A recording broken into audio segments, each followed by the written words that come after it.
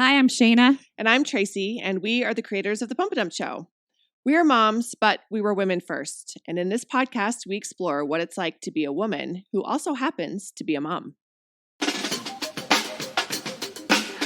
we were moms, we were women. Before we were moms, we were chilling. Now we're pumping and dumping. We're talking about something. This is the Band of Mothers podcast. Band of Mothers. And we're rolling. What up, breeders? Hello, Band of Mothers. Hi, guys. What's going on? Welcome to the Band of Mothers podcast. Band of Mothers podcast. Formerly the Pump and Up podcast. Formerly the Pump and Up podcast.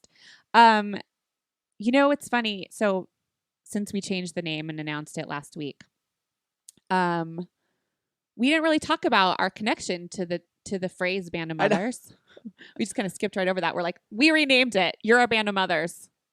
But we've been using Band of Mothers for years. Band of Mothers is very much part of our brand and our mission and our show, our live show, the Pump and Dump Show. Mm-hmm. We had a tour called the Band of Mothers Tour in 2017 or Let's split 18. the difference. In the 20 teens, we had a Band of Mothers tour. And we've been believing in our Band of Mothers and the Band of Mothers for a lot of years. So we just felt like this podcast sort of embodies that, since all we do is talk to moms. And we have a Band of Mothers song in the live show. we do. Do Um, you guys remember that part if you've seen it? It's all about super ass slaps fun. and high fives. That's and we have a right. Band of Mothers song. At one point we had bracelets that said Band of Mothers that you could wear, like Livestrong bracelets. That's true. Our karma cards talk about Band of Mothers. Yeah. Band of Mothers. So it just made sense. It made sense Yes. as we're growing and we're expanding, and we especially actually, with our app. yes, especially with the app, and especially because we as a company have become Band of Mothers Media, Yeah. because of all the different facets of this company. So just Band of wanted Mothers to- podcast just felt like the right thing to do. 2020, baby. Mm-hmm. So we're going to start today's podcast by talking about a few of our favorite things this week. That we're into. I have a lot of things. Shay and I were just talking about it. What do I want to start? Oh, I wanted to talk just because someone had posted it on our Band of Mothers Facebook group, and I agreed with her about Aztec clay. You can get it on Amazon. Literally just Google Aztec clay. It's bentonite clay. It's a clay mask for your face, and you get a huge container for like $6, and it'll last you forever.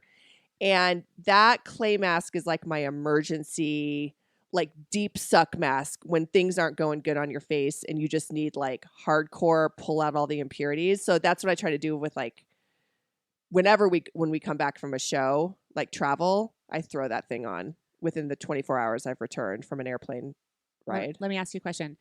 Is the jar, because I haven't used it, is the jar like powder that you have to mix with water? Yes. So it's I'm against it. you would not like the texture because it's kind of weird to get the clay out. So it's just like powdered clay. So what I do, moms, Sounds messy. it's not messy at all.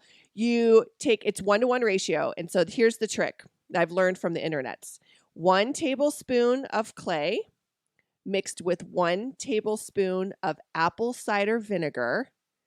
And then if you want a little bit thinner of a mask, not so glumpy, then just add in a little bit of water and like keep mixing it until you get it to the consistency that you want to slather it on your face. And then if you're an oil person, 1 drop of frankincense and or 1 drop of manuka essential oil. And then Keep going, please. This Sounds is- simple. It is simple. So you could just do the clay and the apple cider vinegar. Everyone has apple cider vinegar. You can do that. And then if you can add the oils, even better. And then I read this hack on the Instagram. I can't use green powder like for green drinks because I'm allergic to spirulina and cholera and wheatgrass. Like it makes my throat close up. Why are you looking at me like that? So you're also allergic to vitamin C. That makes me break out on my face. But you can put the green powder, like sometimes people have multi-green vitamins open up the vitamins and then pour the green powder into the clay mask mixture, then you're getting all that great green goodness on your skin and it's like soaking in. And then put that mask on until your face freezes up. Who has that kind of time? No, okay. I'll do something about it on the app. I'll show you. It's so easy. It takes no time. Okay. It's just an easy face I want to mask. see an Insta story with you and your mix up. I'm going to do it. Okay. It's real easy. But, and it's cheap. Now, we both love also the Beauty Counter charcoal face mask is life. It's very good. And I love that. And that's great for spot treatment. Like if you have a zit, put it on at night. That's when you see those pictures of Tracy and I in hotel rooms where we're going to bed and I'm like, I just can't look at you right now because she just has black dots all over her face. Or that's when I text your husband. And they just send pictures of me to each other. So this is so selfish and rude, but I take advantage of being able to do it in a hotel room because then if the sheets get dirty with the clay mask, it doesn't have to. Isn't that mean? It's not. Well, I mean, they're going to wash them I know. anyway. They have better washers. God willing. I know, right? So the Beauty Counter charcoal clay mask is really good too, but my little other Aztec bentonite clay mask situation is great for like deep suckage. So if you're curious why the hell we're talking about this, we decided that in 2020 we're going to share some of our favorite things with you, not because the bentonite people clay mask are paying us to do so, but because we just love to feel talk like mom to mom. Yeah, so we've added this really great part of our app. If you go and download the BOM app, which you all should do anyway, because it's the mom group where Band of Mothers app. That's what you have to search for. You have to search for Band of Mothers app. It's available on iOS and Android. Download the app. It's the mom group where you belong. And we have a section now where you can go in and see all the things we talk about on the podcast. Yeah. So you can, if you're like, what the heck was she talking about putting on her face? There it is. And this was born out of necessity because our friends are like, always text us after all these great episodes with these experts who have all these great tips. And then they're like, what was that? Do you use it? So it's all on the BOM app now. So go download the app, open up your app. I know you're already members, so it's great.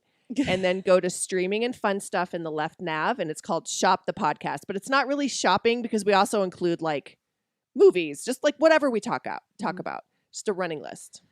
All right. So my thing for this week, if you're all in the Target, and you see that brand NYX, I think that's how you would say it. It's either NYX or NYX. I don't know what it is. If you know what it is, will you let us know? It's one of those two. So it's NYX or NYX.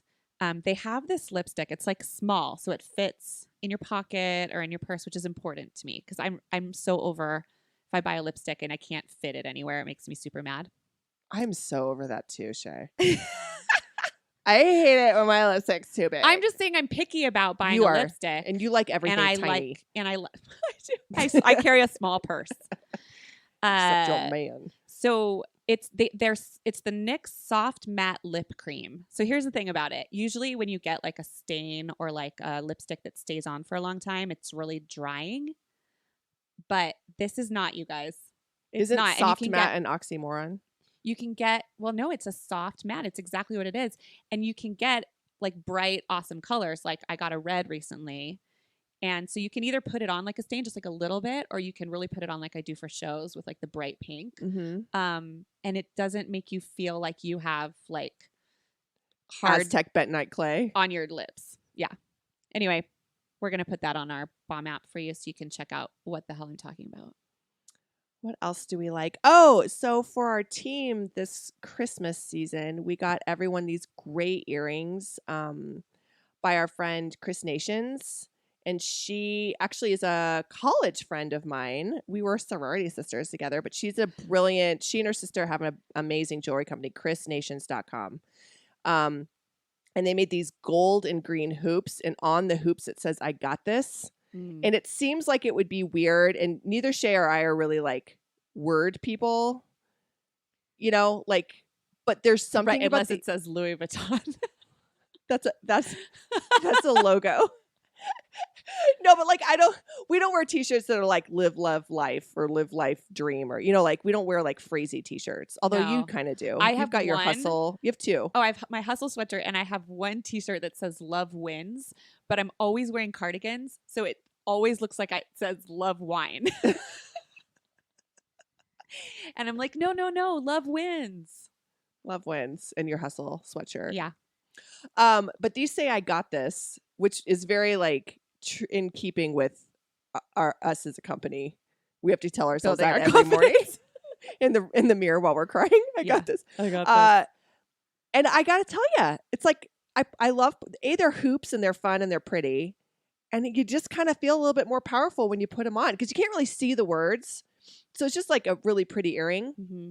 and then you've got this like little mantra next to your brain, and I just feel like more confident about it. And we all have them, And they're which is really fun. cute. And according to you, hoops are back.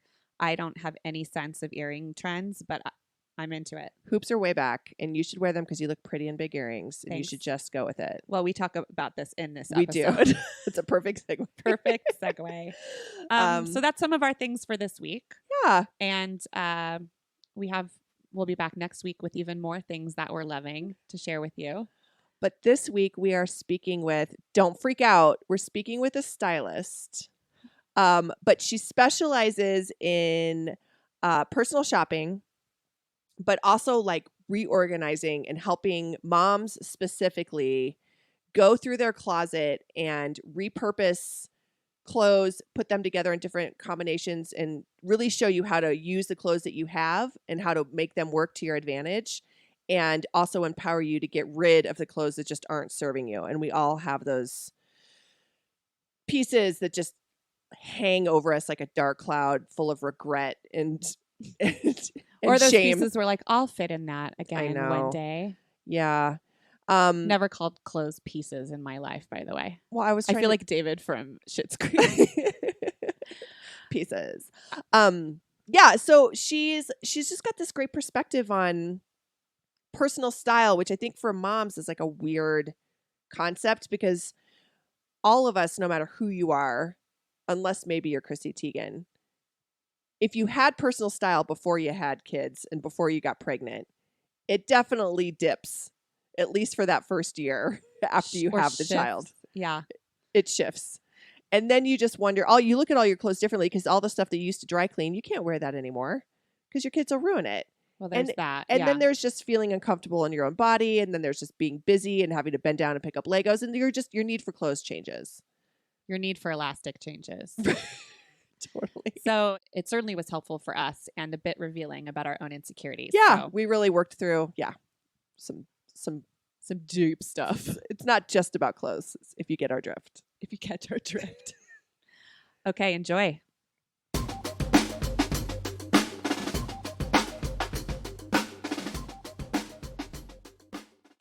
Our guest today is Lisa Sharpe. She's a wardrobe stylist and a personal shopper, and she owns her own business, the Stylish Sparrow. She helps women feel good in the clothes that they own and the clothes that they wear, especially moms.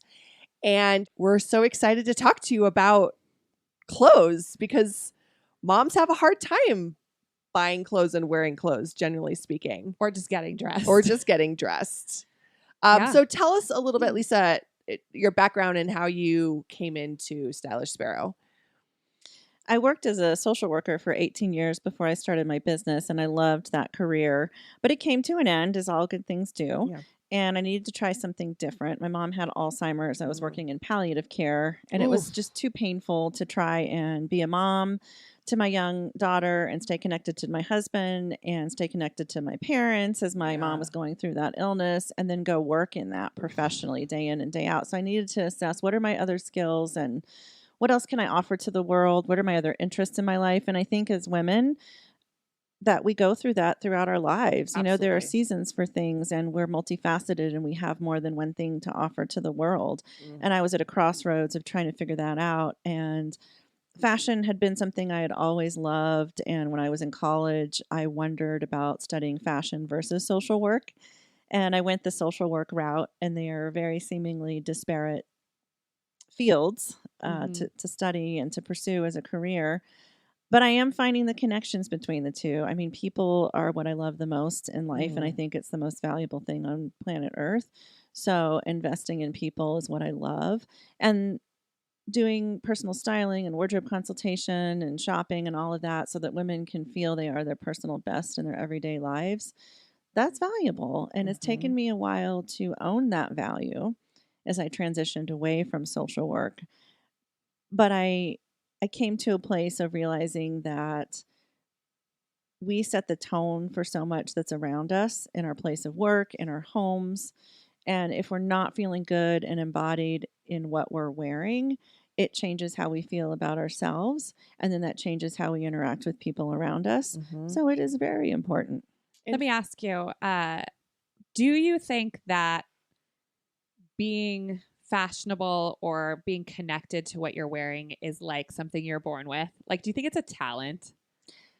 I do. I do. I think that some people just have a greater propensity for it than others, just like Mm. everything else in life. Just like people who can do spreadsheets and accounting have a completely Not me. different set of gifts and talents than I have to Yeah. think analytically and strategically about numbers. That's not something I have in my repertoire. Mhm. I can do it to earn a good grade, but it's not Mhm. something that flows from within me. That said, as far as personal style goes, my premise and my belief is that it resides within each woman that I work with. I just work with women, I don't work with men. And I believe that my job is to uncover it so that the client can engage with it and connect with it for herself. And personal style is connecting who you are to where you go every day, what you do every day, and what you wear every day. So it's connecting all of those four dots. Mm. Equals for me Fabletics. Yeah. Where I go everywhere every day, nowhere. What I do every day, sit in my Fabletics. Well, fashion is hard because I think it immediately brings up a sort of selfish, self-obsessed tone to it. And style is like this sort of ethereal thing, like Shayna said, that like we just think some people have and others don't, or you can only have it if you have money, and if you don't have a lot of money, you aren't stylish. And as women, I think I two things. One is women, I think we're constantly bombarded with like guilt complexes.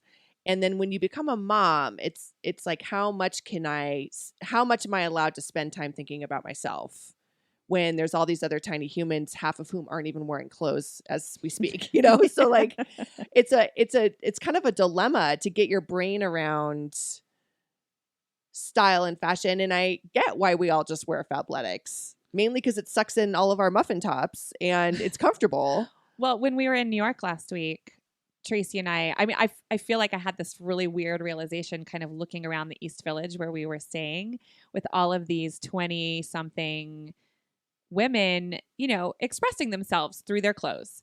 And I guess I used to do that too. But it's such a different world for me now as a mom where if I couldn't have anything nice because my kids will ruin it, Right.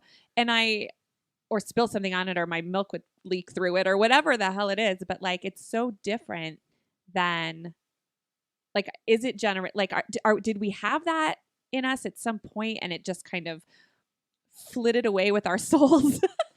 Well, I think our priorities change and our like I was saying, what we're doing every day, where we're going changes. So, Mhm. in your 20s, if that's before you have kids in your life, whatever stage, whatever age you are before you have kids, you're not chasing kids around. You're going to work, you're being professional, you're going out with your friends. Mhm.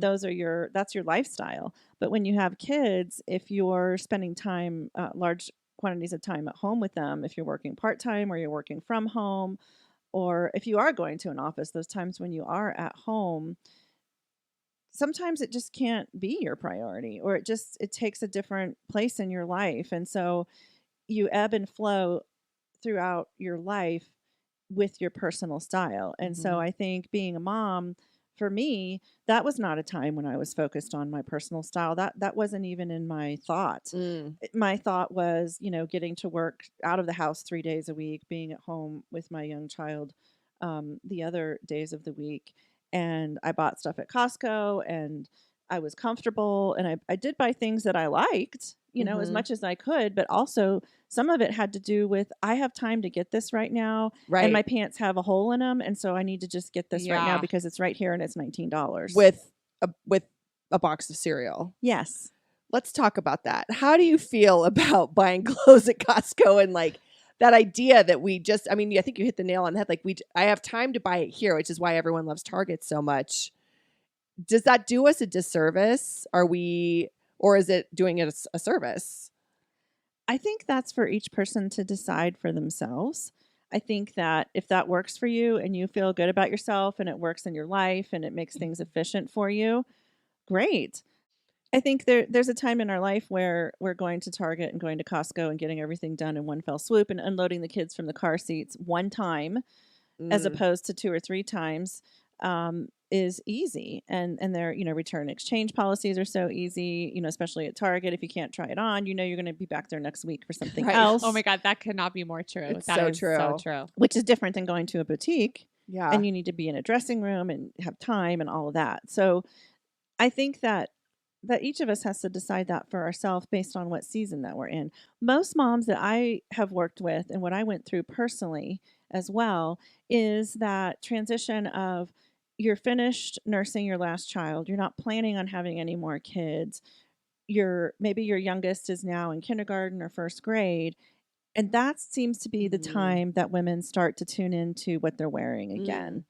And they're ready to say goodbye to their old comfy maternity clothes that they've been wearing, even though they're not pregnant. And I had some of those favorites Yes. Sure. that I carried through all the way through, Old Navy jeans. toddlerhood. Oh yeah. I Yeah. still have one Yes. pair of like wide leg pants. With elastic Oh, tops. they're so delicious. Yeah. Yes. And or nursing things that are just comfortable. I had a client that was still wearing nursing tanks because she just loves the way they fit under her clothes and all of that. And Even she though also she's likes not to whip nursing. her boob out just like whenever appropriate. You never know when you, You might never need know. to do that. Yeah. You need to get out of a ticket or whatever. Exactly. Amazing. So I think when that time comes where you start thinking, what is my new normal now? Something is different. Like when I walk into my closet, this just isn't really what I want to be doing anymore. What do I do now? Haha, walk into your closet. Open the closet Yeah. door to the mess that Walk is hiding to- behind to- a door. Yes, the avalanche. Yeah. Mhm. Yeah, I work with a lot of women who live in old homes with very small closets, Yeah, and that's the situation. Yeah. So, yeah, whatever your situation is of opening the door of your closet or walking in and experiencing that, it comes down to your mental energy of every day. How much time do you want to spend thinking about what you wear? Research shows that we only have the capacity to make a certain number of really effective decisions every day, and that capacity wanes as the day goes on. So your greatest reservoir for that is at the first part of the day. And that ties in with other things. I worked with a productivity and efficiency coach who talked about doing the thing you don't want to do the most in the morning, because that's when you have the most capacity to fight through your resistance.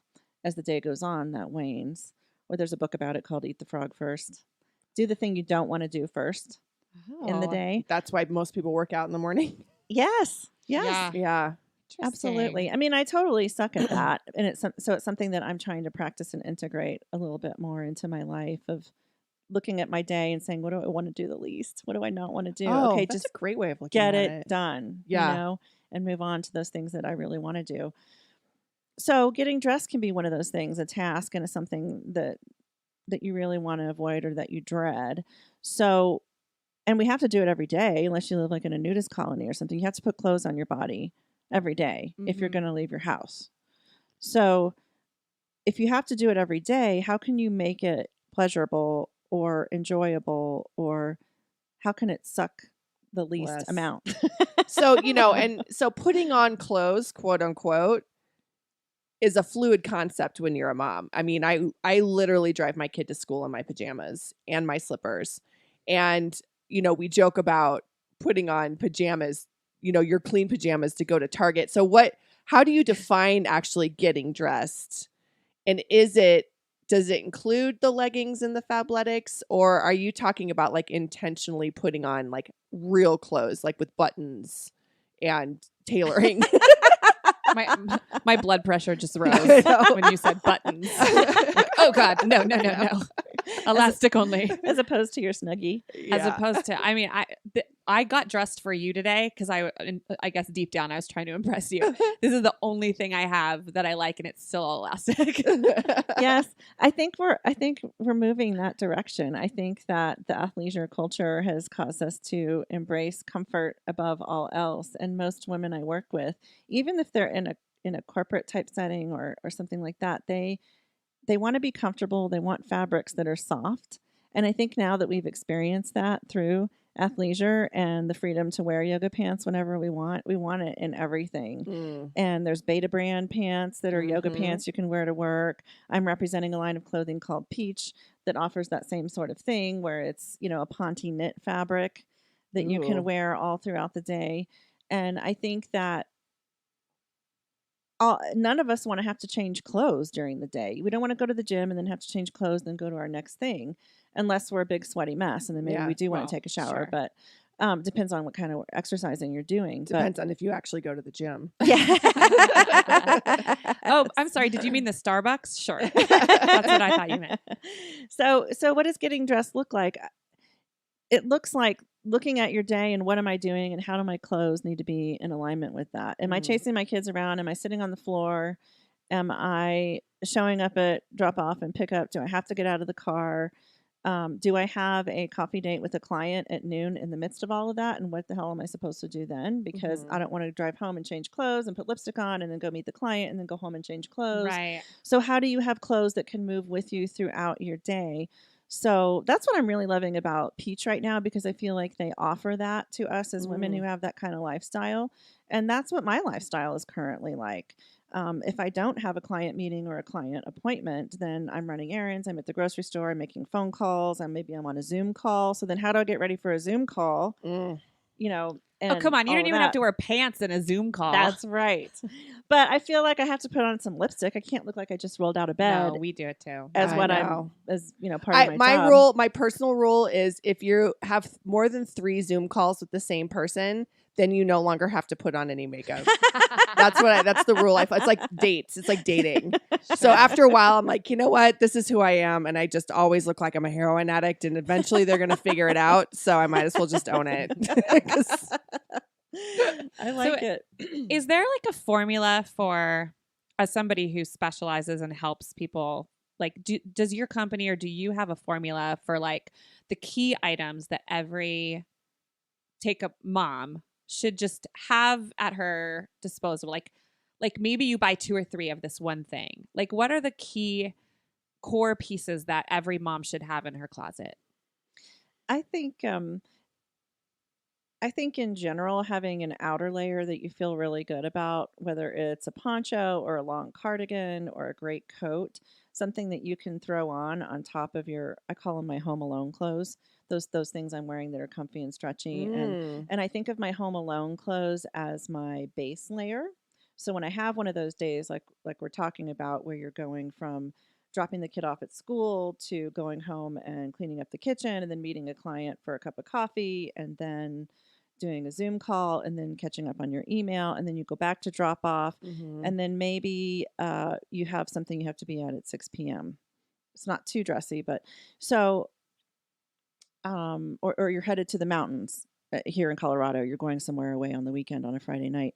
So I think about what my base layer needs to be, and it can be, Ponte knit, pant, legging type things. I choose to not wear leggings as pants without my rear end covered up, because there's just all these little rumples and wiggles and jiggles and stuff like that. So if I'm going to wear something all day long and I want the look and feel and performance of a legging, but I want to feel like I'm wearing a pant, I go with a thicker fabric. And so I think having a pair of pant/leggings, something like that, that's not jeans, because we know those aren't as comfortable and never will be as comfortable, that you feel confident being out and about in, in how it reveals your shape. Mm. I think what we do a lot of times as women, and especially as moms, because our body has changed and we're carrying weight in places that we didn't have it before, and it doesn't go away. And so we're learning how to make friends with that, how to accept this belly that we now have, that we'll always have for some of us. I love that. Make friends with it. Let's make friends Mhm. with it. I need to make friends with it. No, thank you. I know. We're still not friends, but I hear you. I'm working Yeah, I on like it. that. Yeah. And it is, if you think about chakras, that is our seat of power. Mhm. And so as we become mothers and as we become older and more mature, we're more powerful. I am a more powerful woman at 50 and the mother of a teenager than I was as a 25-year-old with a flat belly. Oh, So God, I love that. why is that?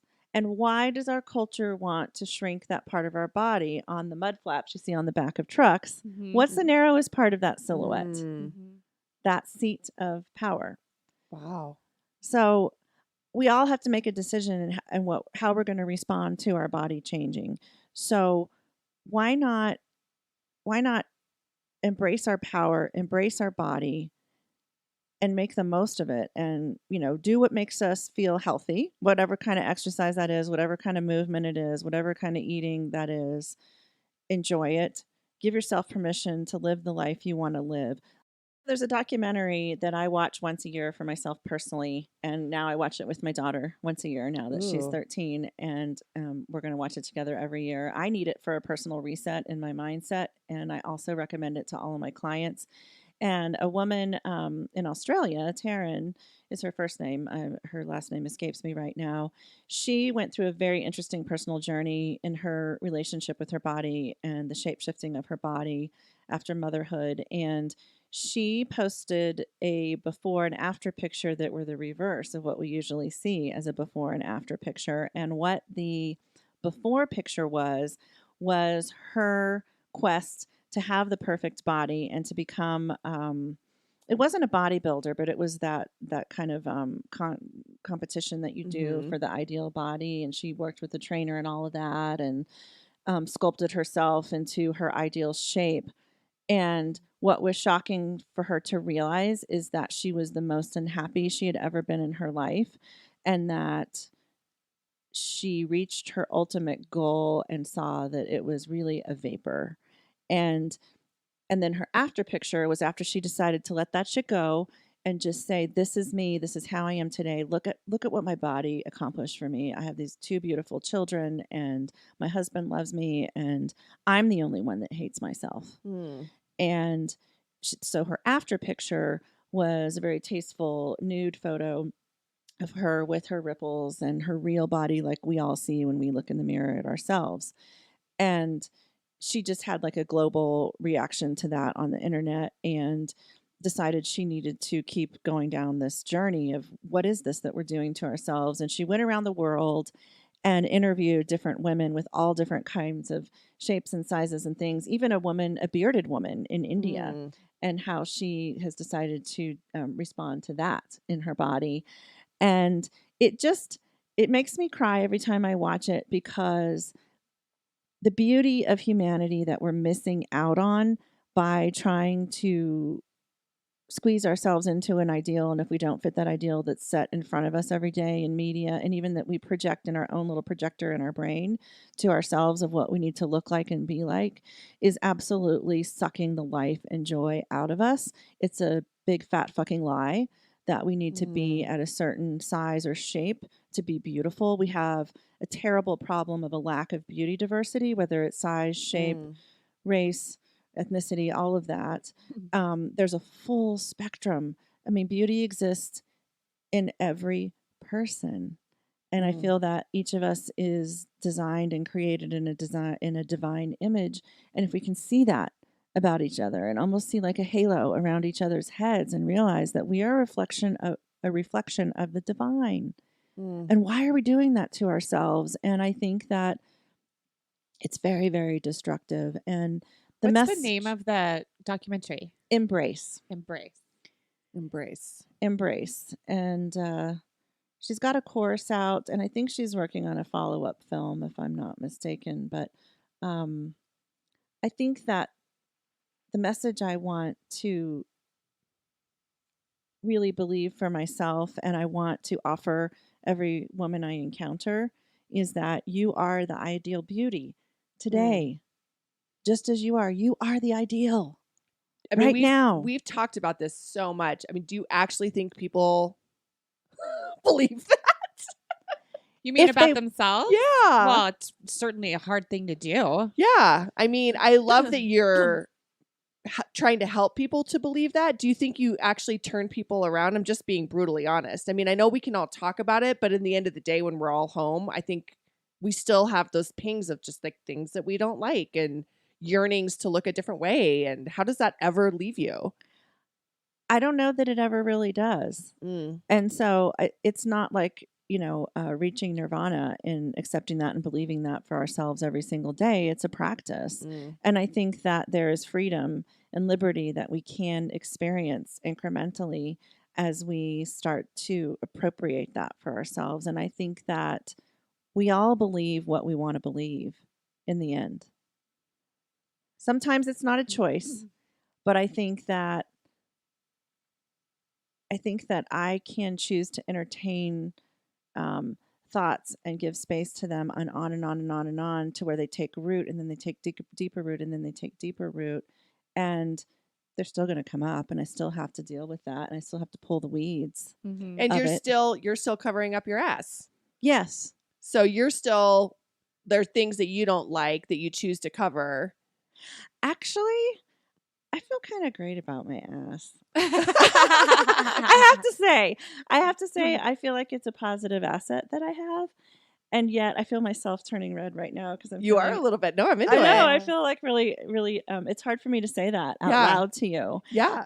I feel great about that part of my body. And yet, I don't, if I'm going back and forth to the gym, I feel fine about it and that sort of thing. But running around wearing leggings as pants and offering that up for everybody to look at throughout the day, I don't like that. Yeah, it Not feels your a little. jam. And Yeah. I also feel like kind of like a little bit of modesty, kind of like Mhm. that's for me to reveal when I want to reveal it. And Mm. I'm noticing myself when I'm, looking around, and that's right where my eyes go is look at that woman's ass. What's the shape of her ass? And what's, Mhm. and I'm not in a sexual sort of way, but just No, in we a all just look, noticing yeah. sort of way.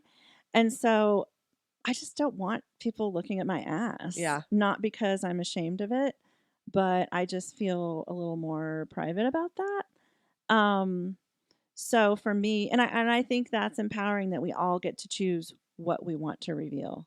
And there's I other mean, if women who Shayna had her choose- druthers, I'd be showing my boobs all day long. But I just, I do love her boob. I'm just not a boob lady. it just feels very Like whenever she wears a dress that has some cleave, I'm like, yes. everyone And is. yeah, and she doesn't want to show them, and I'm like, but it's you always want what you don't have, right? So like I couldn't have cleavage if I had two people pushing on either side. Like, Well, but it's not. I mean, it's vulnerable because then you're just like, hey, look at this, and I just don't really, like you said, I don't really want people like gazing at me for Do a you long like time. the way you look? Me? No, When no. when you have a V-neck and you're revealing Oh. your cleavage, does that feel sexy to you? Does that feel beautiful? I don't really dress sexy. I don't know. I don't think I have embraced that part of me like ever. oh, I love to dress like a whore. Seriously? When do you dress like a whore? If I mean, I used to certainly before I, felt more shame about my body. Oh yeah, I've just never really. I mean, I always joke. I'm like, oh, I just bought another like Mormon dress. Like, I'm just Oh. not a very like. Like sexy... if I'm going out to dinner and it's just Chris and I, I'll definitely wear something that's either a little too short or like a little bit plunging. Or I always like to have my arms out. I don't know why. I'm not particularly that proud of them anymore, but I sometimes am. I don't think that's whorish. But That's here's just arms. sure. Here's what's fucked up. While you were speaking, I was thinking about my own, as you do, your own fucked up issues. I don't wear my hair back because I don't like my face, which is a super weird thing, I think. like I'm only recently realizing it because someone pointed it out to me this year. And I was like, oh yeah, no, I never wear my hair back because I like to hide my face like Jennifer Aniston style, just a little bit hair in front. But how weird is that? Like I should just wear my hair back like an adult goddamn woman. Like, and then I'm thinking about when I'm older and my face is only going to get worse and worse, right? So I'm going to be like an old lady. I'm going to have wrinkles. I'm going to have all the things. I'm just like going to have long hair hiding my face. Like I should put my fucking hair up. It's hot. Totally. What is this? Absolutely. This is why we need each other, to see ourselves and to have insight into what we're thinking about ourselves and have these conversations, because we tell ourselves that I can't wear my hair back, or I can't. My mother told me I couldn't wear spaghetti strapped sundresses because I was too bony. And so I never did. And then I went to Hawaii with a friend and we went shopping and I tried on spaghetti strap sundresses. And I said, but I can never wear that. And she said, well, why not? And I said, because I'm too bony right here. Oh, and she God. said, who told you that? And I said, my mother. And she said, that's a bald-faced lie. She's like, that's beautiful. That's what I love about you in the sundress, is seeing your bone structure. I love a good clavicle. I love She does- Shay's she does clavicle. love a good clavicle. Shay likes my boobs. And I'm like, show more of your clavicle. I love I it. never even thought about my clavicle. This is what I loved about when I had the shop in my basement, is seeing women have these sort of conversations, because I had shopping events. It wasn't like a store that people just one person came in at a time. It was like a party, once a Fun. month or whatever. And so seeing people have these conversations with each other when they tried things on and realize that something is possible for themselves that they didn't realize it was possible. And I have that experience myself too. Yeah. I need people to say, yes, you can rock that. Yes, that looks good. Your ass looks great in that. Or whatever it is. And I think that's kind of the community aspect that I love about shopping and that's- trying things on with people that you With trust. friends, It's right? definitely the thing. But about women, and I think a lot of people like this. I'm someone who doesn't prefer to shop with anyone. I prefer to shop by myself. I think some of it has to do with, because I feel like you, Shay, would be so enthusiastic about something and you look so amazing in it, and I'm just like, no, You don't feel right. You don't feel right. Yeah. So there's that, but it's also like not even accepting the possibilities of what you could wear because you're just stuck in what you feel good in, Yes. But that's the kind of the magical part, which I don't appreciate enough about clothes, because I never shop or buy clothes. But like when you put something on, especially like when you put something on one of your clients and it fits them well, okay, it's like a good choice and it fits their body. Say they have big, beautiful hips, right? And this thing actually accentuates them, but makes them look so Bootylicious. Yeah, I Mhm. mean, when you find the right piece of clothing, it does affect a person emotionally, and it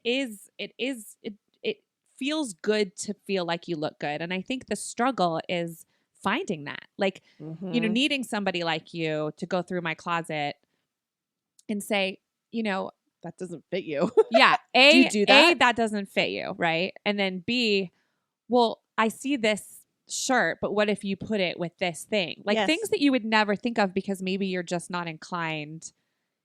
Yes. We all need fresh eyes on what we own to see different possibilities with what we own that we just can't see for ourselves because we get in a rut of how we wear things. Mhm. And I always bring a mirror with me, because even if someone says they have a mirror, it could be down the hall, it could be in their kids' room, it could be behind the bathroom door. And I think it's really helpful when we're talking about if something fits or not, that to stand a few feet back from the mirror to kind of see your shape as opposed to standing right up against the mirror, because I think that when we're standing right up against the mirror, we just don't objectively see how something looks on our body as much as we do if we stand a few feet back from the Okay. mirror.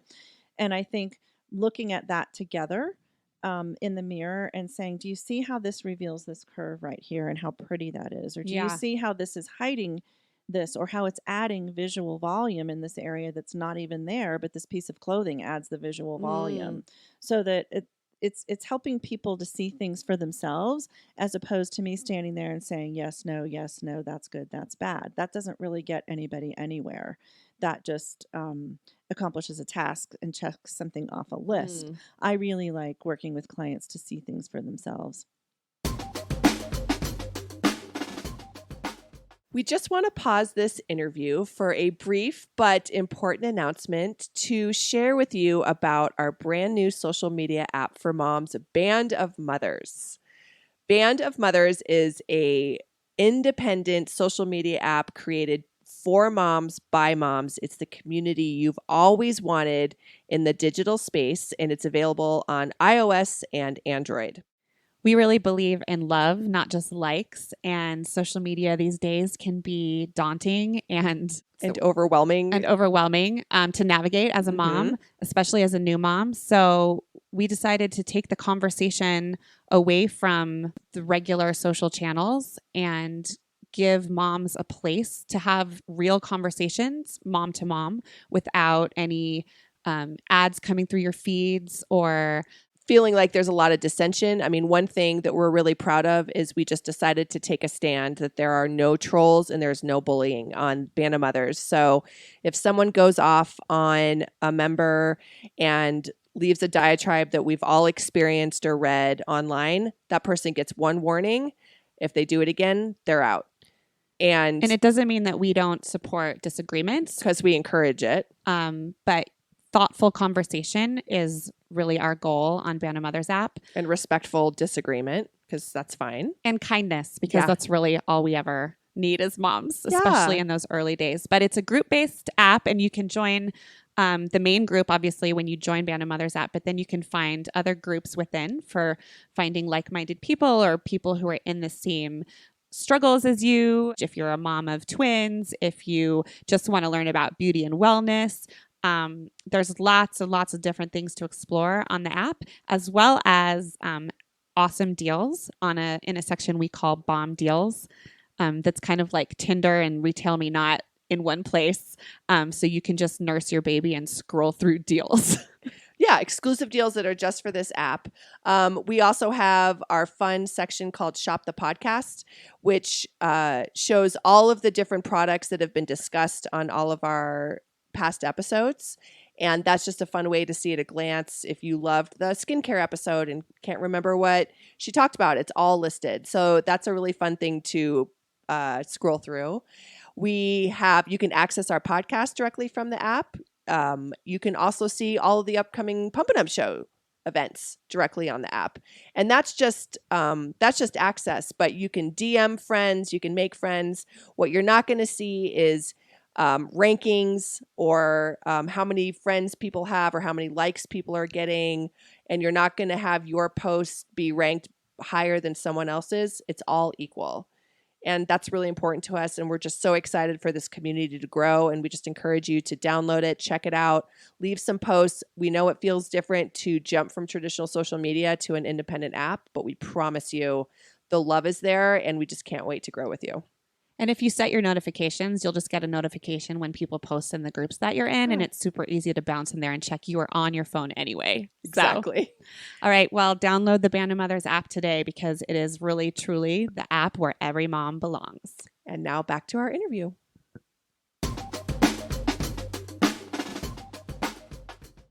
It is a human thing across socioeconomic strata to feel good in what we wear. I'll never forget the story that someone told me when I was making the career transition out of social work into what I'm doing now in fashion. And she has an orphanage in Honduras. And she talked about how, and it's an orphanage just for girls. And when they come, they're dirty, they need a bath, their clothes are torn, and they come in and they get cleaned up and freshened up. And then she has clean clothes laid out for them and new shoes, shiny black shoes. And the clothes are ironed and they put them on and their hair is combed, probably up and pulled back. What? And they change. She said, it's amazing to watch how they change, how they carry themselves, how they hold themselves, how they walk. Mm-hmm. And it's a human dignity thing to feel good in what you're wearing. And for us as moms and as women, I think that the biggest barrier that we have experienced, that I've seen in my clients and I've experienced in myself, is the shame of wanting to hide certain parts of our body, right, versus revealing our body. And I think that's an area I spend a lot of time in over and over with women of how do you want to reveal your shape instead of what are you trying to hide in camouflage? And that's the whole leggings and oversized sweatshirt sort of Yes. scenario. Yes. That it's just easy to throw that on. Your top quadrant is covered. You're not leaving any room for discussion about what's under there because no one knows. And it's like a shield. Yes. But And- nobody wants to show their soft belly. I mean, no matter like I don't how think that's what confident you're you are. saying. You don't think No, there's I don't think that's what yeah. you're saying either. I'm just saying clothes are typically made for these like sample sizes, right? So it's so hard. You just lose confidence shopping Yeah. because you put on, Well, especially if you're a complicated size, you know. which most women are. Yeah. I mean, nothing fits me because I'm tall and I have hips and I'm long and like I have broad shoulders. And it gets frustrating to go try on clothes because I'm like, I know I'm not massive. And even if I was, it's like nothing fits right, you know? And then it's like, well, what's the point? I'm just going to put on leggings, you know? And it's about learning what does work really well for your Yeah. body and learning how to find it and what are the shapes and the cuts that are great for you. And it is out there, but it's a matter of spending a little time and learning how to find it.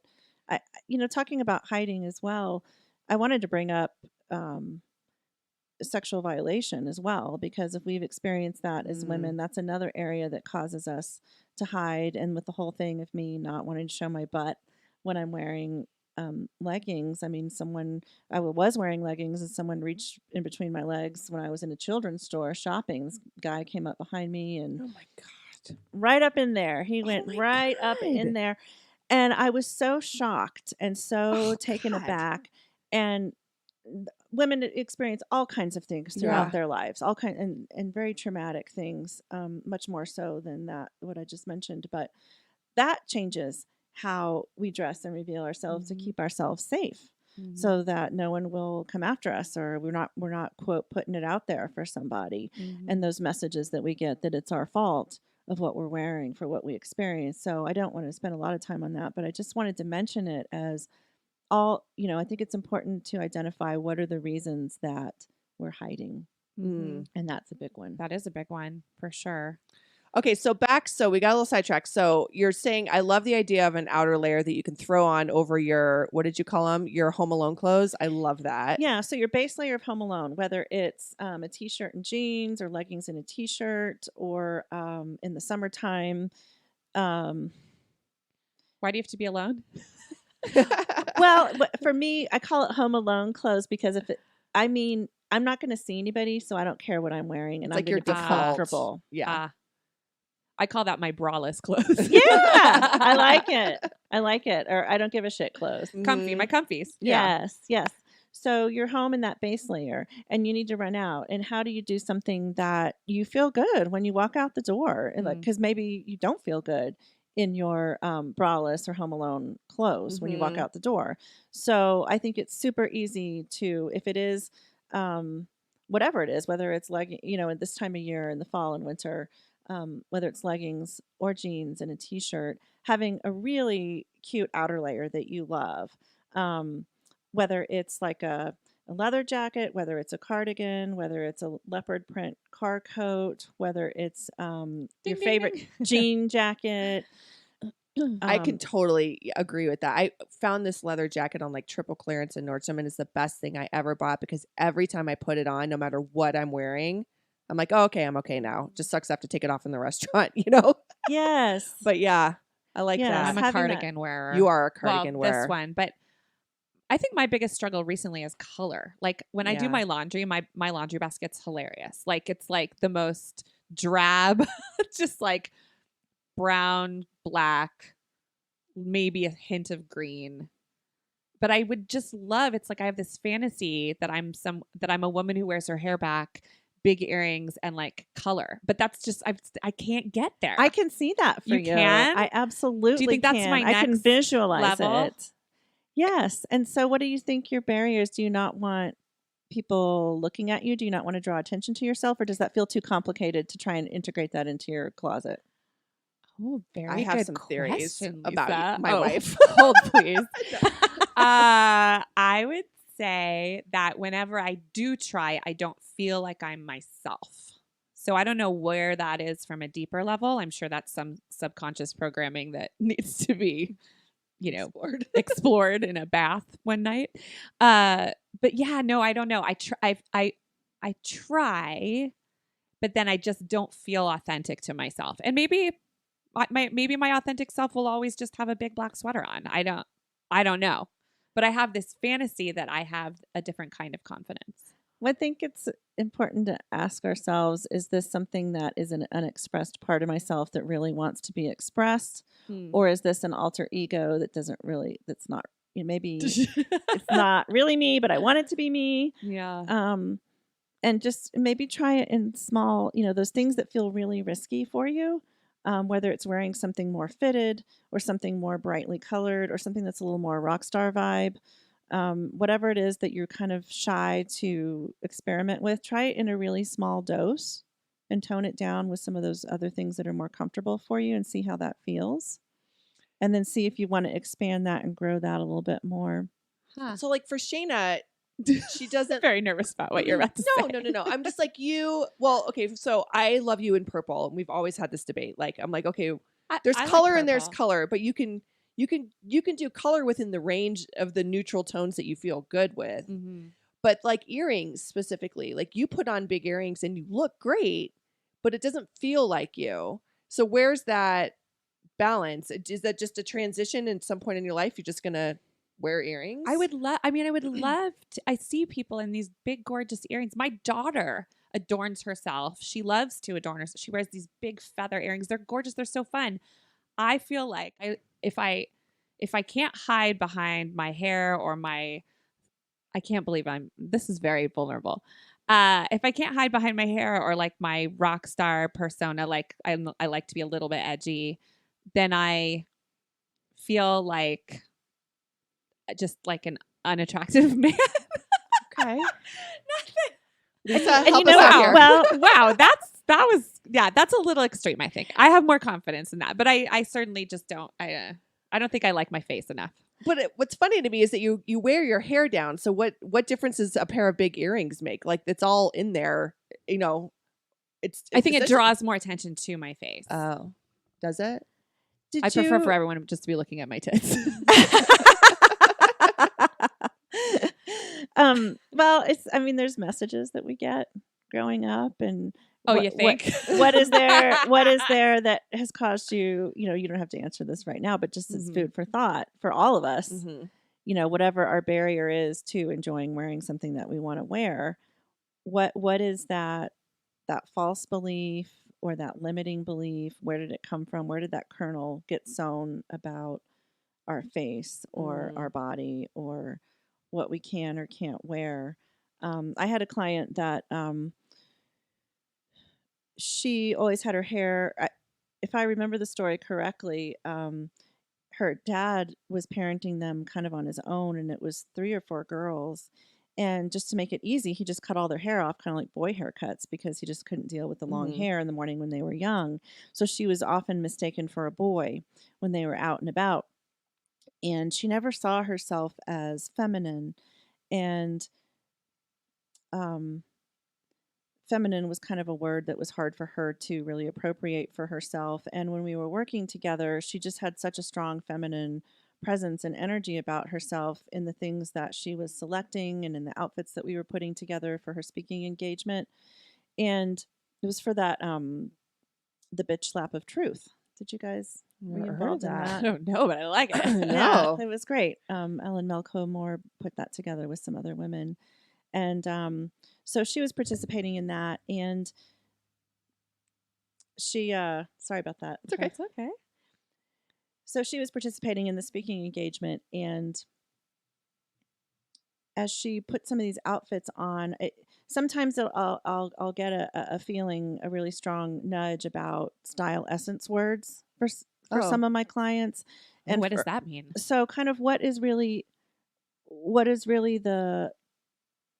the core central feeling of their style, and how is it coming together with their personhood? And for some reason, with all she was sharing with me, she was really opening up and sharing a lot with me. So I said, I think this is a very feminine, strong look for you. And I think feminine, strong are 2 words that you can really go to when you're deciding whether you should buy something or when you're putting together an outfit? Is it really kind of tapping into that part of yourself? And she started crying, and it was just one of those moments for her of breaking through a limiting belief that she was starting to experience some freedom from. Interesting. So, back to your point, Tracy, about can we really ever believe that we are the ideal beauty? I think that we can have shifts and changes, and it kind of gets to that question of, is transformation possible? Yeah. Inner transformation, and what do we believe about that? And I don't believe that I'll ever touch the finish line and be done with struggling with some things in my life and what I think and believe. But I do think that I can move forward and shed some layers of some things that are no longer serving me in my thoughts and in my beliefs, and I need others around me to remind me of that. So You're not the stylish sparrow. You're the woo-woo sparrow. We You're like the it. woo-woo We're- stylist. I love it.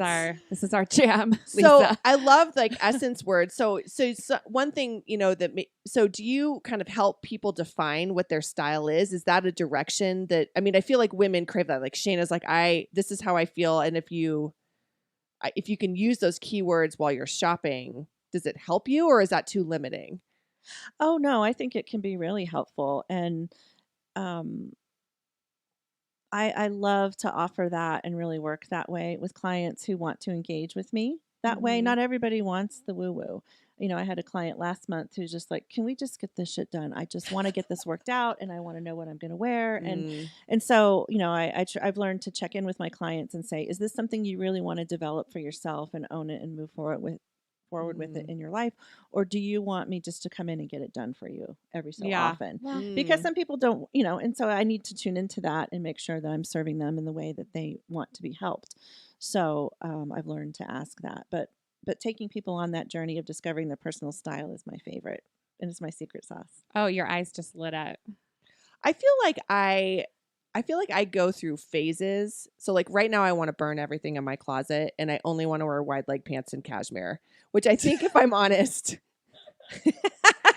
is probably the direction of my life. Like I feel like that's like, Unless you're staying in a toddler bed in a very small hotel room in New York City on a 64-degree day. That was when a did great that idea. happen? I wonder if that's ever happened. it has. Yes.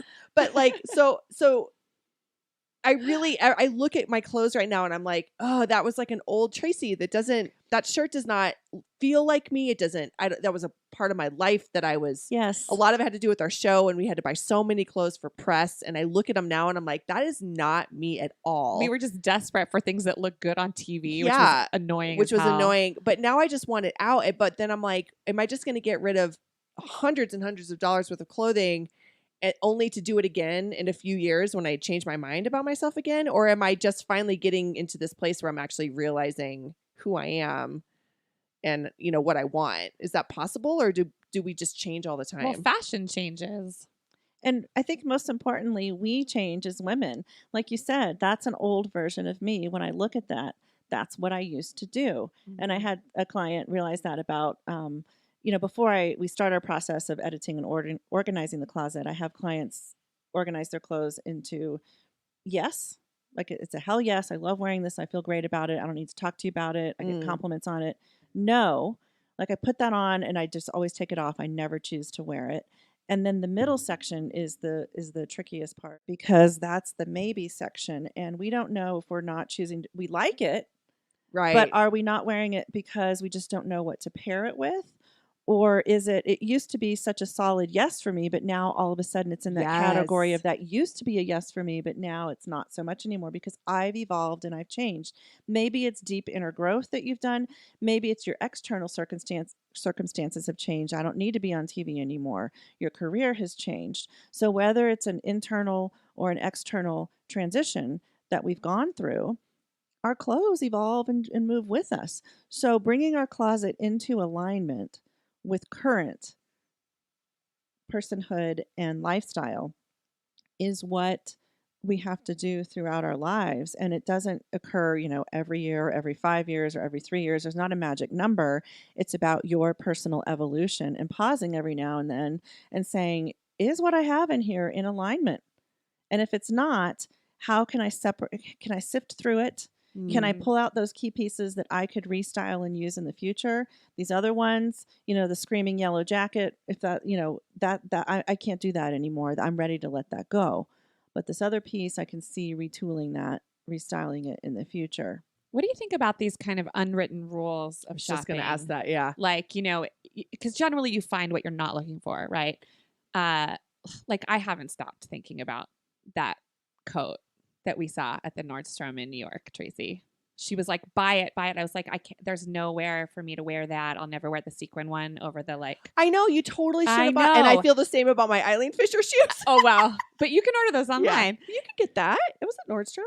Yeah. So I Okay. just, are there these, if you, it's like, this is a rule for a handbag, right? Like if you see a handbag that's practical that you would use, but you just weren't thinking of spending for me, $25 on the handbag, should you just get the fucking handbag? Like, yes. are these right? If it's That's my calling point. to you, and if it's haunting you, and if it's lucky enough to occur in the city where you live, and you can walk away from it for 3 days and then think about it and go back to it, then Ooh, okay. If you're on a trip though, and you're not, it's like buy it now or never see it again. Mhm. I think that, so I have a 5-star criteria that I tell people. Okay. And the first one hits on what you're talking about, that delight aspect. Does it bring you delight? Does it light you up? You're just like, I want this thing so bad and I just love it and I don't know why. And very few things capture my attention the way that this is capturing my attention right now. That's the delight aspect. That needs to be there with what you're buying. But then that's associated for moms with guilt, right? Or Like, frivolity. It delights me, but is it practical? Can it be both? And is it valuable enough for this item to just bring you pure delight? Why do we think we have to deprive ourselves of that? I Well- don't know. That's the question. Well, and Shay's really interesting because you really do struggle with buying yourself stuff and so it was like this really cool, very sparkly, but loose fitting, slouchy. It wasn't even really, I don't even think it was like a jacket. It was almost like a cardigan. But it was in the store, it was paired with a vintage rock star t-shirt and a bunch of ripped jeans, which is exactly so my Shay. style. And she was like, well, where would I wear it? I was like, you would wear it to dinner with Chris. She was like, I'm not going to wear a glittery thing with Chris. I'm like, why not? Why wouldn't you? I don't know. You say you like to dress like a whore. Well, that's not hoary. No, but you obviously like to draw attention to yourself. That's the same idea. But you're so you have the same face. You get so anxious about it. I'm red right now. But it would make you so happy. I know. I really liked it. Okay. There was an article about this in Harper's Bazaar that talked about how women feel shame to buy these frivolous things that bring us delight.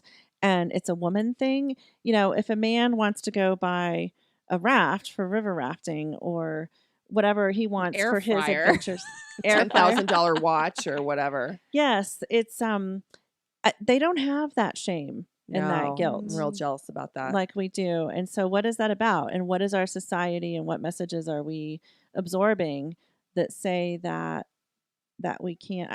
I think I went through a lot of shame and guilt about overspending when I was younger and still kind of struggle with that in the area of clothing and jewelry because I just love it so much and I can overindulge sometimes.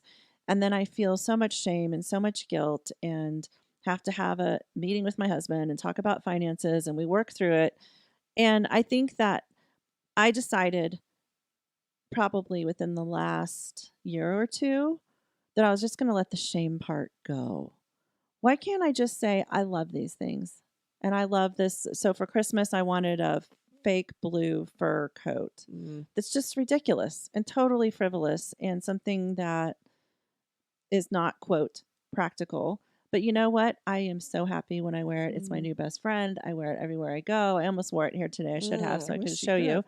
And just give myself freedom and permission to enjoy that. Within means. Obviously, don't overspend. Yes. If you can't afford Louis Vuitton, don't buy Louis Vuitton. That's right. But yeah, okay. That's right. All right, so that's delight. That was the fit. That's yeah, delight. yeah, That's okay. okay. So let's call that the first of the 5 stars. It's delight. Like it just lights you up. You really like it. Even if it's just a basic pair of black pants, you love the way you look in them. The second piece is that it serves a purpose in your life, meaning you know where you're going to wear it. You can see yourself wearing it out to dinner with your husband. You can see yourself wearing it to this event or that event. In your current lifestyle. And even if it's something that just happens once or twice a year. I mean, I bought a vintage gown back in 2013. I thought, where the hell am I going to wear this $50 vintage gown? But it was gorgeous. And I just thought, if I have something come up, I'm not going to come back here and find this. No. It was in another state. And I wore it this year for the first time. It's been hanging in my closet all these years. And I wore it to a school fundraising gala thing in the fall. And I loved it. And I got so many compliments on it. And I'm so glad I bought that thing, not knowing where I didn't own a gown. Yeah. But you knew there was a purpose for it eventually. If I got called to go to something fancy, I That's your do gown. not want to go running to the store. Me either. That's when we get in that's a really good trouble. point. That's where we spend That's too why much. we decline. Like my husband's a nonprofit, and we get invited to a bunch of galas, and I'm like, no, I can't do it. I can't go screaming to the store, spend money I don't have. So nervous that I'm not going to look good. I'd rather just not go. So when you encounter it and you don't have a gala on the counter, just buy it. You love it. You love the color. You love the fit. Just have one thing ready in your closet to go for something fancy. So I really encourage. That's when I do encourage someone to buy something that they may not have the event booked on their calendar, like a wedding coming up or a gala or something like that, or a cocktail party. But just have that one thing in your closet that is your go-to for that thing You that gotta pops get that up. jacket. Okay. So that Okay. it's not a barrier for you to go and have fun Yeah. on something. So purpose, fit. It needs to fit really well. I think sometimes if something is a super duper bargain and it's $9.99 or $19.99, we're tempted Guilty. for That's it true. to just be kind of like just almost okay, or it serves the purpose and we're buying it because it's cheap. Mm-hmm. But it's really not a perfect fit, and it really can't be altered to be a perfect fit, or you just don't want to pay $20 to alter it because you only paid $99.99 for it. So don't be tempted by those bargains if it's not all 5 of these stars and one of them being fit. I've done it and I regret it, and I don't want to do it again. The next one is color. Is it a color that really makes you feel good? Is it something that when you put it next to your skin and you look in the mirror under your chin, in particular with your face, does it bring radiance to your face, even when you have no makeup on? Ooh. You can do color analysis, and I have somebody that I refer clients to for color analysis. She's excellent. Heather Hope of House of Color here in Denver, and she's an expert at that. Maybe you should get color analysis. Well, does she know about color in all aspects of life? We should just have her on as a guest. Is she a Yes. mom? Yes, yes, she Oh, is. That sounds awesome. So she'll be like, you look really good in these colors. And then you can be like, but I hate this color. And she could say, well, here's another hue or something. Or, is that what she does? Or is She could tell you more about that and how she does it. I had it done back in the 80s. My mom got into it and had it done for I herself. remember that. My mom, like you're a fall or a winter or whatever, that whole thing. I didn't do that one, Okay. but it was kind of along those lines, but a little more in depth. What I did, it sounds more like what Heather Hope is doing, because the woman I worked with was not only color, but also texture and style and Ooh. scale. When you were talking about large earrings, I Yeah. remember I was a teenager and she was like, yeah, like one of the women in your category would be Cher. I was like, Cher? Oh my gosh, that's awesome. And it gave Sorry, but Scale. if anyone ever said that to me, I think I would die. That would be like, that's all the therapy you need. That's amazing. Share? Yes, please. it gave me that permission to wear giant That is earrings. awesome. I leopard I need print. permission. Yeah. That's what I need. I need permission from the universe and from myself. And from like a woman, like an expert. An expert. Okay, I wrote down Heather Hope's name. Okay. We're gonna- So Because color. it has to do with your scale of features. Yeah. Do you have little delicate features on your face? Do you have bold features? All of that gets into scale of print Mhm. and that sort of thing. Sure. So the thing I did in addition to color was, that sort of thing, scale of print. And Heather gets into Carl Jung's archetypes and body architecture. Oh my gosh. Oh my Okay. gosh. Mm-hmm. Sounds Wow. amazing. Okay. So it's really, really interesting. And I think that it can really open up some doors for you to see possibilities for yourself that you haven't seen before. So And that's a hard thing for me at like 44. I'm like, what haven't I seen for myself? I'm kind of at that point where I'm just like, who could possibly show me something new, which is stupid, but I You love mean from that. a fashion standpoint. any, like, I feel like I just kind of like know what I shouldn't wear, but I don't know why I think that. I think just age. So I love that, like, that someone might just come and blow my brain away. And like, Can you restate that? I feel like it's amazing that someone could just come and just like blow my mind Yeah, about things I've just never even thought about. sure. Even though I Yes. feel like I've been around the sun a million times, you know? Right. Yes. Yes. Interesting. Okay. So that was the fourth one. Color. Style. Is it the right style for your shape? Is it really flattering? Does it reveal your shape in a beautiful way that makes you feel confident? Is it, that sort of thing. Wow. Mhm. Well, those are great guidelines. And do you subscribe really quick? Do you subscribe to the like throw it out if you haven't worn it in 3 months rule? Like, I feel like we've all been brought up with that. If you've got skinny pants, you're never going to wear them again. Just throw them out. Don't keep them. Do you subscribe to that kind of concept? I think it's important to name why you're not wearing it and understand why you're not wearing it and why you're not choosing to wear it before you get rid of it. I think Marie Kondo is great in what she's doing and helping people declutter their lives. And I think there's more to it. I think that if you don't know why an item is not bringing you joy and why you're not choosing to wear it and you just mindlessly get rid of it, then you're at risk for buying it again in another version, Oh. maybe a different color. Or so if you name that, for example, if you name that you're not wearing the skinny jeans because you don't like the way it reveals your shape and you really like a boot cut better for yourself, then you know why you're getting rid of it. And you know you like boot cut and you know what you're going to continue to buy and what you're not going to buy again. Great. Get rid of it. Gotcha. But if you don't know why, you're just like, I don't know why I don't like these jeans. They don't make me feel good. But I spent $75 on them, so I feel like I should keep them. But then you should get rid of those? Well, if you get rid of them, but you don't know why, you might buy another pair for $75 if you haven't named what it is about that's causing you to not wear it. I got bullied into buying some jeans that were too small, and I'm so mad about it. I know that I like my jeans to fit a certain way, but the woman in the store was like, oh, you need the smaller size, and this is the way you wear them. Never wore them. They're like $100 jeans. And I'm just like, I need to trust myself and my taste. And maybe it's not her taste, but like, that's hard. I'm like so mad about it. I think about it all the time. Every time I see them. I do think that we innately know what works for us. We need a little guidance. Well, and we by need a 40, little, sure, yes, right? Like, shouldn't we? Yes. And it's just learning to trust that. Yeah. And I think so many other things get in the way of trusting ourselves. But we Shop also, girls. like you said, don't give ourselves permission or need to give ourselves permission to kind of think outside of our little tiny boxes right now when we have lost all sense of that freedom and expression that we had before kids. Because really, like you said, there's a period of time where you kind of go away as somebody with any sense of self.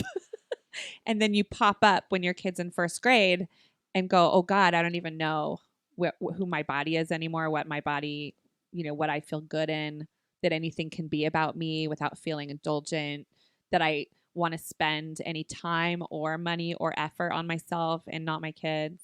Well, that's the other thing. I mean, for me specifically, because my body type is so weird, like I have to tell myself, like, I cannot shop at Old Navy. Those clothes do not fit me. I'm just not, I can't go to Nordstrom Rack and find the dress. My body, I'll make it work in the mirror in the dressing room, and I bring it home and I'm like, this is horrible, but now I'm stuck with it.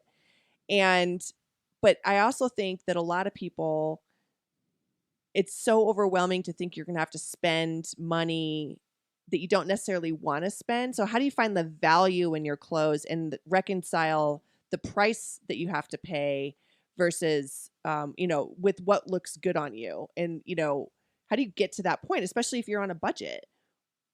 One piece of the puzzle that we haven't touched on is the fact that the fashion industry has changed and how it manufactures clothes over the last 10 to 20 years. And now we're in the era of fast fashion. And so clothes are made in a completely different way than they used to be made. And we are consuming clothing in a completely different way than we ever consumed it in the past. So things are cut more in squares and rectangles and shapes and mass manufactured with very cheap fabrics and cheap labor. And then it arrives to us and we can buy more volume because things are cheaper, but the quality is less. The design element is less. They're not designed for the curves and shapes of a female body, which causes, quote, waste in fabrics.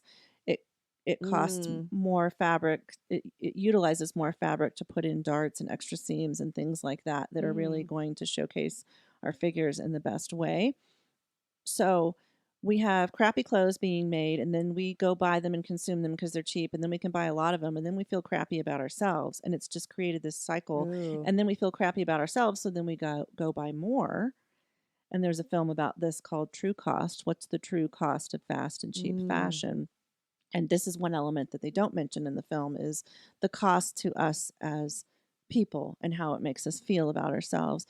And so that's going on in what we're buying. So I think when you talk about quality, you talk about things that are well made, you talk about things that are not fast fashion, you got to pay more for them. But you're not buying the same thing. It's comparing apples to oranges. It's not apples to apples. It's not just it has a different label in it, so you pay more for it.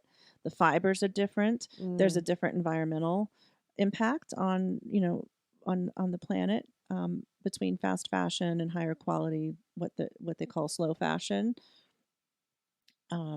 Shopping consignment can be a great way to go if we don't have the money to pay the full retail price of some of these higher quality things. I do a lot of that myself with consignment shopping. So I think that and you're saying like slow fashion, which we would maybe kind of equate with like designer. That's like a whole, like the cuts are different. Like it's actually like made differently. That's right. Than like Forever 21. That's right. The fabrication that they're using is completely different. The detail and level of design is completely different. And when you hear them explain it all and what goes into making a high-end garment like that, it doesn't have to even be high-end like that, even more of a mid-range that's not on the lower end. There's more attention to how it drapes on the body, how it follows lines of the body and things like that, as opposed to it's a cute fabric and here's a basic shape and we can make 10 million of them. Interesting. Lisa, we could talk to you all day. Thank you so much for your knowledge and the woo-woo journey into style, because I would never have put those things together, and I think you've done it in a beautiful way in your business. I also love that you call your clients your sparrows, right? Like, and Yes. and you say they're part of your Flock, which I think love that. is beautiful. And I've certainly learned a lot today. I might even put my hair up. We'll see. I love you when you wear. I tell you all the time you should wear your hair up. I know. Well, Lisa, how can everyone find you? Obviously, you're not available for international consultation, I imagine, but I do things. You I do? do consults over Zoom. Okay. fun. I Okay. do. So I can come into your closet virtually that way. And it has been effective. And I'm Oh. able to tell clients what they need to do to prepare to make it a good experience and worthwhile. And That's that's an exciting. option. We will put all of your information in our show notes. So if you guys want to know more about Lisa, you'll be able to go to her website. And thank you so much for joining Thank you. us And today. so you're welcome. real cute today. Your outfit is money. I've Thank been you. looking at your socks shoes combo, and another thing I need to give myself permission to do, which is I'm so confused about socks. We could do a whole other episode.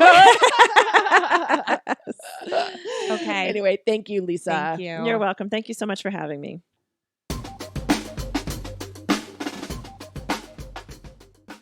Thank you so much for listening to today's episode. If you have thoughts, questions, feedback, opinions, if you've got stories from your own life that you want to share, please download the Band of Mothers app and join the Band of Mothers podcast discussion group and share everything there. Our guests come in there and are happy to answer questions. And we love to hear your stories and your follow-ups and your thoughts about all of our episodes. And that's a great, safe place to do it. So download the Band of Mothers app on iOS or in the Android store. Join the Band of Mothers podcast group, and we'll see you there.